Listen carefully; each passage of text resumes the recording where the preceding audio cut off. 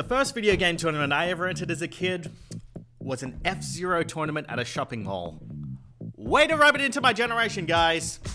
Name's Dave with WatchMojo, and today we're counting down our picks for the top 10 youngest professional esports players. Well, to look up and to see, dad cheering and everyone's doing this and all the bam bams and everyone going crazy, it's a really helpful feeling. So for this list, we're taking a look at the gamers that started competing in professional leagues at a very young age. Let's begin. Definitely a lot of good competition here this weekend. Unbelievable teams have formed during this off-season. And Number 10, Tasia. Choice here by Tasia somehow turns around into a win. That's monumental. That's ridiculous. He was introduced to the esports scene in 2010. At age 15, he wasn't met with a lot of fanfare, and it took young Seo a year to start gaining notoriety for his skills. Despite being signed at 15, he didn't actually appear publicly until 2016. He had a rather good career, but was shot into a stratosphere when he joined Team Liquid, and started winning tournaments. When Heart of the Swarm came out, Tasia switched to playing that found more success, but had to briefly go on his hiatus to complete his military service. In 2018, he made a triumphant return to Team Liquid, still a major player. Your champion once again, ladies and gentlemen. Give him a huge round of applause. Liquid Tasia. Number 9, Zizitai.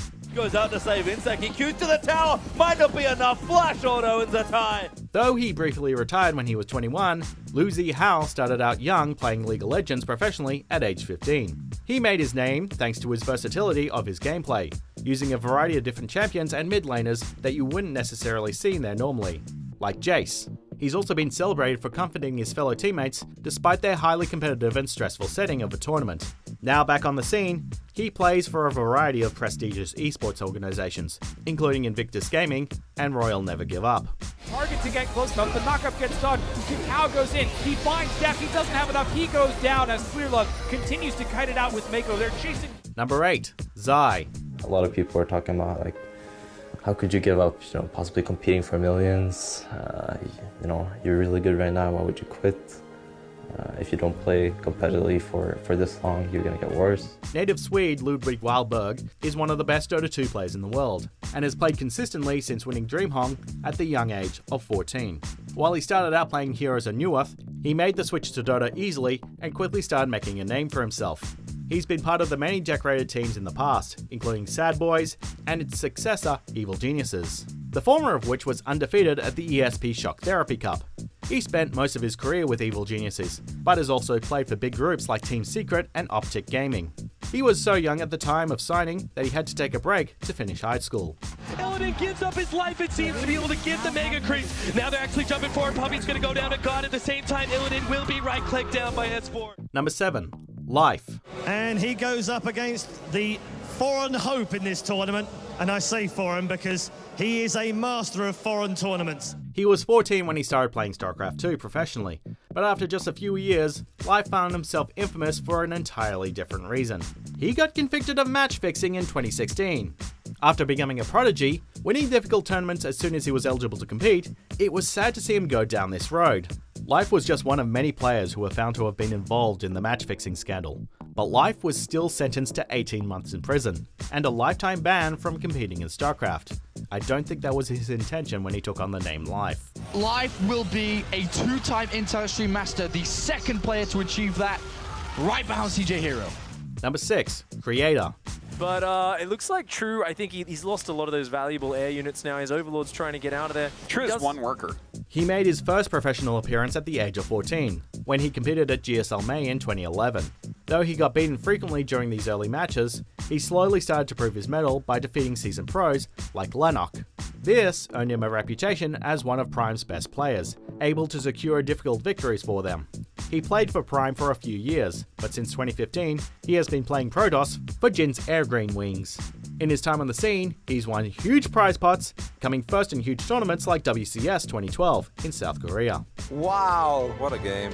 What a game. What a way to unfold this series. I mean, that's the most true series that I've ever seen.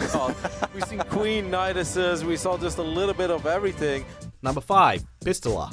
They need to move across the map right now. He has to watch out for this explosive barrel next to him. Takes out that threat, and he's going to start to rack up time here. Bringing in this match, we're within 5 points now. He was a little late to Halo 2's competitive scene, only entering in 2007, 3 years after its release.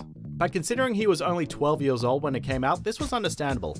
I Got Your Pistola, or Justin Deese, quickly became one of the best Halo players in the world, and has played most, if not all, of the franchise's flagship titles competitively. He played for most of the biggest esports teams during his career, including OpTic게이밍, Cloud9, Ambush, and as of mid-2018, Team Reciprocity. Deese is easily one of the most valued Halo players anywhere in the world, and has been for over a decade. I'm going to just watch up top. I'm going to help out my teammates, and you can push to me, buddy, because I got sword snipes. My goodness. And I'm making everyone pay. Number 4, Maru. And then Selawera is 27, which means 26 Korean age, which means he is twice the age of this kid. One of the youngest professional StarCraft 2 players in history, Maru is easily one of the best players in the world now. Despite his young age, he was there since the beginning, competing in the very first StarCraft 2 league for Prime.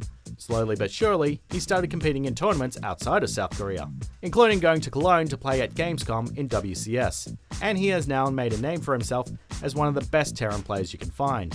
Still going strong after years in the business, Cho Sang-chu has more experience than most. That should be game. Yeah, I could actually imagine Trap just tapping out here. Yeah. There it is, GG. Number 3, MrK Cool.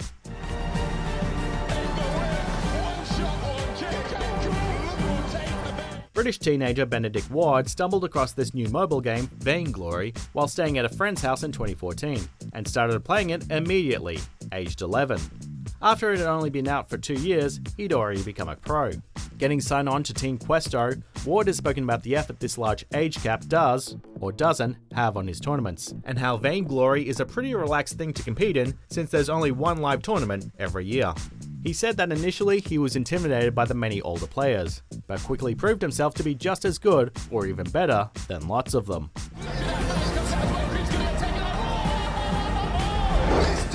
Number 2, Mongraal. For many of us, Fortnite is the length of time you spend on your holidays every summer. But for millions of young people, it's the hottest video game on the planet right now. The biggest game in the world has a rich competitive scene, and is enjoyed by people of all ages. So it's no surprise that Fortnite boasts one of the youngest pros of all time. British teen Carl Jackson made history when he got signed on to Team Secret at age 13. His teammates didn't even initially realize he was so young when he started playing with them. Mongraal has only gotten better since then, and as of July 19th, is a member of FaZe Clan.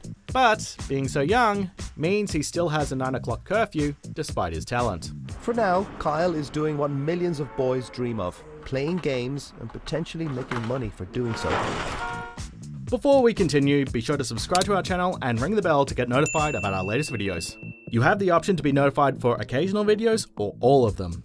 If you're on your phone, make sure you go into your settings and switch on notifications.